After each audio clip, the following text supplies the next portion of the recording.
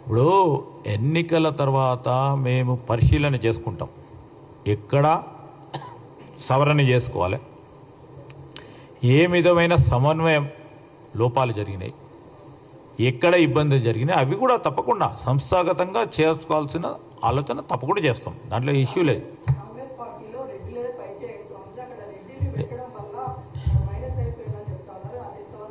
ఇప్పుడు గెలిచింది ఎవరు?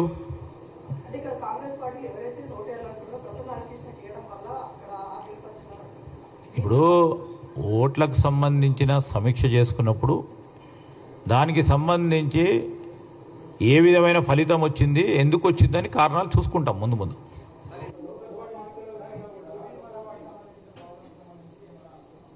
ఏదండి, definitely it's not a referendum. Referendum అని ఎవరన్నా అన్నవా?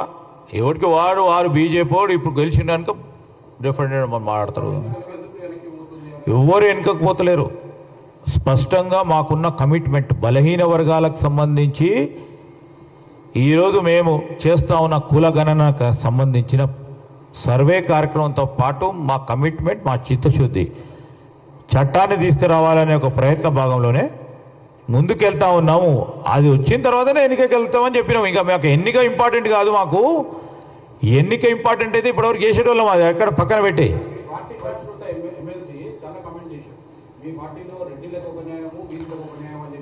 మా పార్టీ అందరి పార్టీ 100 సంవత్సరాలు పైచిలకు బలహీన బడుగు వర్గాలకు సంబంధించి, మైనారిటీలకు సంబంధించి అన్ని వర్గాలను కలుపుకుని కలిసి నడిచే పార్టీ.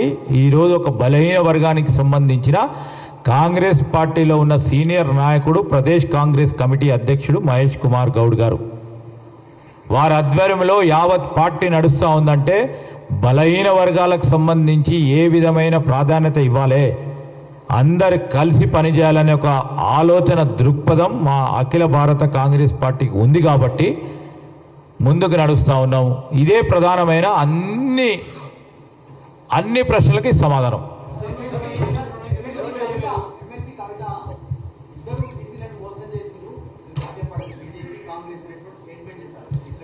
నేను అడుగుతా ఉన్నాం వారికి అంత చిత్తశుద్ధి ఉంటే బీఆర్ఎస్ పార్టీ నుంచి ఎందుకు నిలబెట్టాలి కదా. నిలబెట్టయితే గెలిపించుకోవాలి కదా. ఎందుకు నిలబెట్టలే?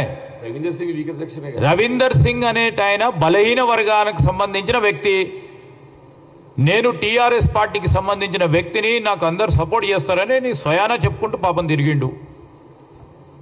ఈ ఒక్కసారి అడగలే, లాస్ట్ టైం కూడా అడిగిండు.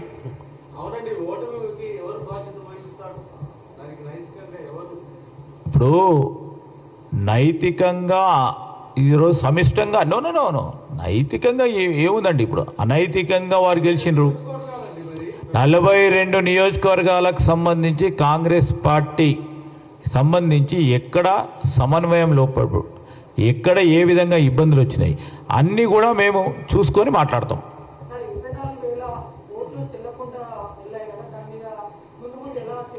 Definitely we appeal to graduates.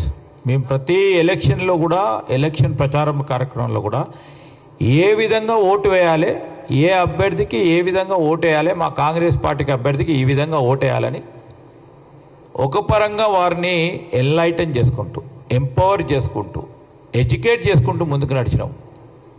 కానీ దురదృష్టకరం, బాధాకరం. ఎందుకంటే మాకే పెద్ద ఎత్తున నష్టం జరిగిందని కనబడతా ఉంది అక్కడ.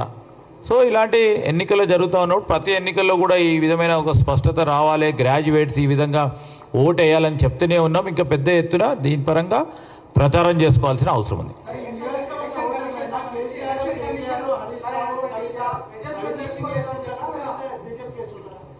ఇప్పుడు వాళ్ళ స్ట్రెంగ్త్ 1000 లోపడే అయితే మనం వారి పార్టీకి స్ట్రెంగ్త్ ఆలోచన చేసుకుని వారిని చెప్పమని చెప్పాలా.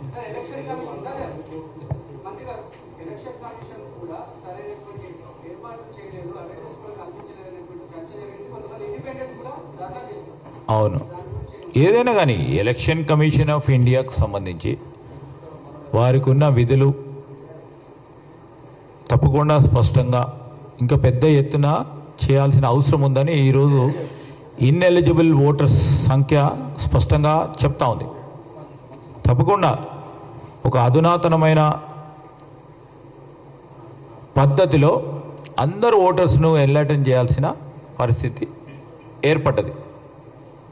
ఈరోజు ఎన్నికలకు సంబంధించి 24,000 మంది ఆ తీర్పు అవే ఎలిజిబుల్ ఓట్లయితే తప్పకుండా మేము గెలిచేవాళ్ళం. మాకు స్పష్టంగా కనబడతా ఉంది అక్కడ. సో దాన్ని మేము బేస్ చేసుకొని మాట్లాడతలేము ఈరోజు సరే జరిగింది ఎన్నిక, ఆ ఎన్నికకు సంబంధించిన ఫలితాలు వచ్చినాయి. ఫలితాలను గౌరవించాల్సిన బాధ్యత మాది.